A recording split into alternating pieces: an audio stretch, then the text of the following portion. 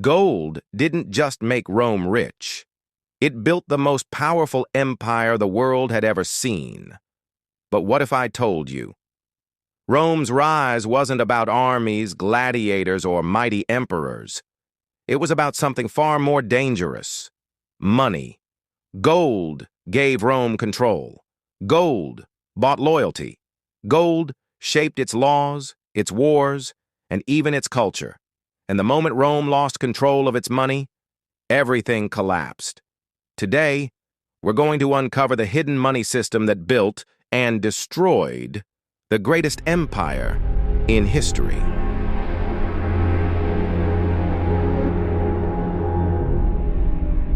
Gold gave Rome its power. It was more than a metal. It was the engine that fueled an empire.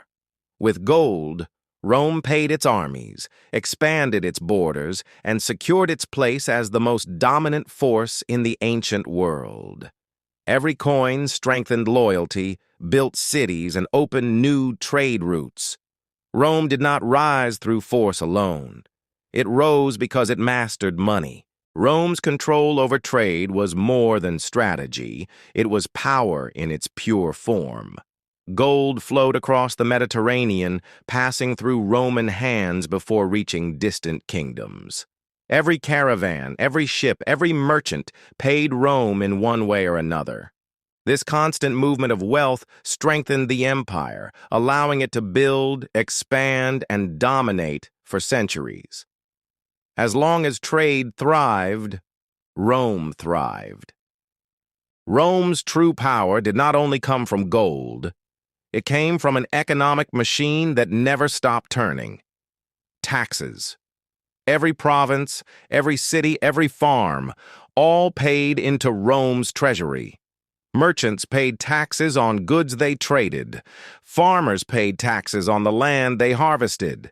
And conquered territories paid heavy tribute to prove their loyalty. This system created a constant river of wealth flowing straight into the heart of Rome. And that money fueled everything: the armies, the roads, the monuments, the political games, and the emperors themselves. But taxes did something even more important. They tied the entire empire together. A merchant in Syria, a farmer in Gaul, and a shopkeeper in Egypt all contributed to the same economic engine. Rome became more than a military empire. It became a financial superpower, a civilization held together not just by force, but by a massive, organized, unstoppable economic system. And as long as the gold kept flowing, Rome kept rising. Rome's true power did not only come from gold, it came from the flow of gold. Every city, every province, every conquered land sent taxes directly to the heart of the empire. Gold moved like a river, always flowing toward Rome. This constant stream of wealth kept the armies fed, kept trade alive, and allowed emperors to build monuments that still stand today. The people feared Roman soldiers, but the world respected Roman money, because Rome didn't just demand loyalty, it financed loyalty. Gold didn't just buy armies or build monuments. It fed an entire empire. Rome used its gold to purchase grain from Egypt, olive oil from Hispania, and spices from the East. The empire relied on a constant flow of imported food to feed millions of people living in its great cities. Without gold, Rome's population could not survive. Gold kept the markets full, the people calm, and the empire stable. But this system was fragile. If trade slowed, if gold supplies fell, or if the government overspent, the entire structure could collapse. Rome's power depended not only on strength, but on its ability to keep the flow of wealth moving. But Rome's greatest mistake was believing its wealth was infinite. As the empire expanded, the cost of maintaining faraway provinces grew heavier. Gold reserves began to shrink, slowly but steadily. To hide the problem, Roman leaders started reducing the purity of their coins. Citizens noticed, merchants noticed, trust weakened, and once trust breaks in any economy, collapse follows like a shadow. But Rome's golden age came with a hidden flaw. As the empire expanded, its need for wealth grew faster than the gold it could mine. To sustain its armies and its massive public projects, Rome turned to something dangerous, devaluing its own currency. Silver coins were secretly mixed with cheaper metals. Gold coins were recalled and replaced with lighter versions. On the surface, the empire still looked rich, but the value of money inside the empire was slowly collapsing. Ordinary citizens noticed their coins bought less and less. Merchants demanded higher prices. Soldiers became restless as their pay lost value. Rome had unknowingly created the first large-scale case of inflation, and it would become one of the forces that destroyed the empire from within. Rome's power was unmatched, not only because it had gold, but because it controlled gold better than any empire before it. While other kingdoms stored wealth, Rome put it to work. Gold funded expansion, rebuilt cities, and stabilized entire provinces. It allowed Rome to reward loyalty, punish rebellion, and manipulate trade across continents. And unlike many ancient states, Rome enforced strict standards for weight and purity. A Roman coin was trusted from Britain to the Middle East. A guarantee backed by the empire itself. This trust gave Rome an economic engine that very few could challenge. Gold didn't just support the empire, it multiplied it. But the same gold that powered Rome also began to poison it. As the empire expanded, the cost of armies, roads, and endless wars grew heavier every year. Gold flowed out faster than it flowed in. Politicians debased the currency, mixing cheaper metals into the coins, hoping the people wouldn't notice. But they did notice. Merchants raised prices. Soldiers demanded higher pay. Trust began to fracture. Rome's wealth engine, once unstoppable, started to creak under its own weight. The empire was not destroyed by enemies alone. It was weakened from within, by the slow collapse of its own money. Gold didn't just fuel Rome's economy, it shaped its politics.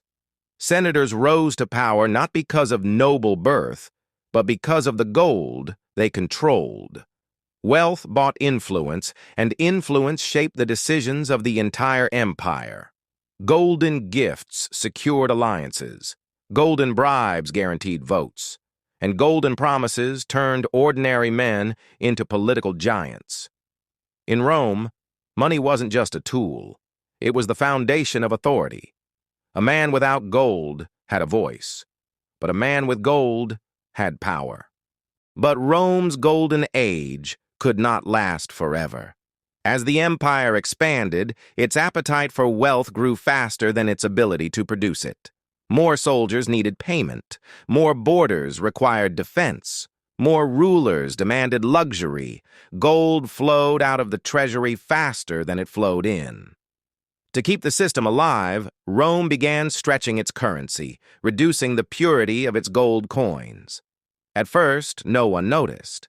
But slowly, confidence weakened. Prices rose. Trade became unstable.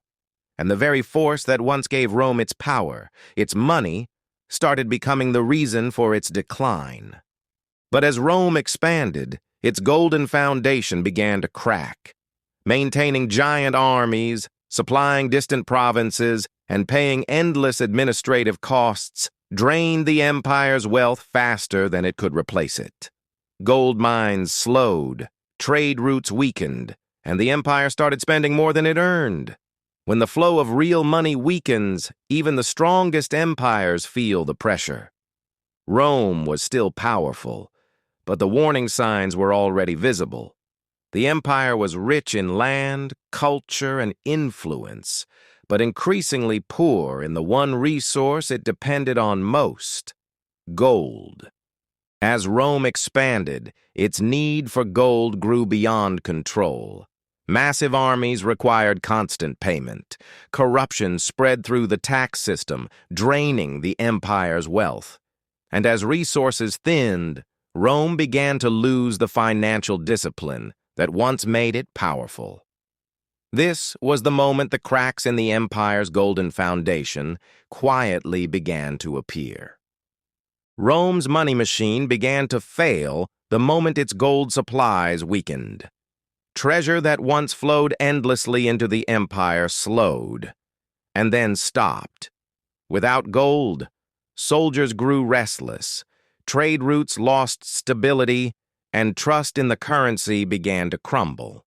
This was the moment when Rome learned a brutal truth: no empire can survive when its money loses power. Rome's wealth was legendary, but it came with a cost. The more gold the empire collected, the more enemies it created.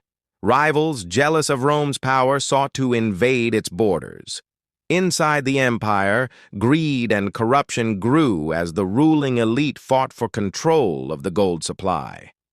As Rome expanded, so did the pressure on its economy and its soldiers. Gold gave Rome strength, but it also planted the seeds of its greatest vulnerabilities.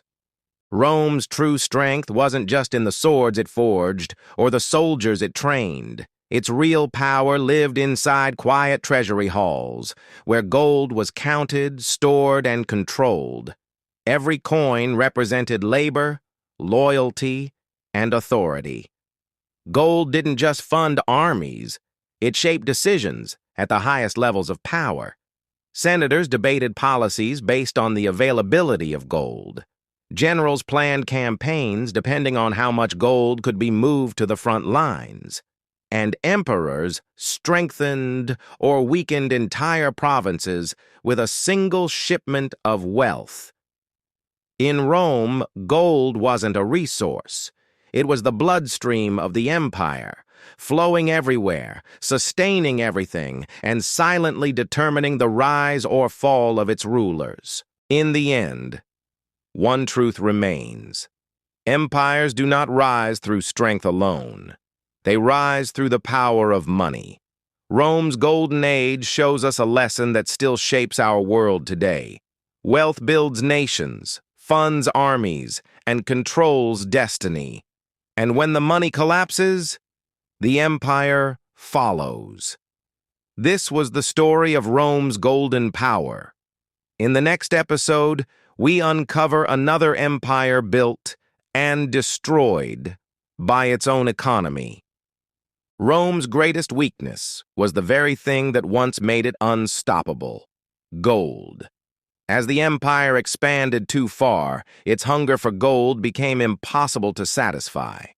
The mines slowed, trade routes weakened, and the cost of maintaining huge armies exploded. Gold coins were slowly mixed with cheaper metals, and the people knew it. Trust collapsed, prices soared, soldiers demanded more pay, merchants refused weaker money. A civilization built on the power of gold was now drowning in its own debt. Rome was no longer the master of its money. Its money had become the master of Rome. Rome teaches us a lesson that echoes through every empire, every nation, and every modern financial system. Money is not just currency. It is control. It is power. And when that power is mismanaged, collapse always follows. From gold coins to digital markets, the story hasn't changed. Only the tools have. If you want to understand the future, you must first understand the past. This is Gold and Collapse. Join us on the next journey, where history reveals tomorrow.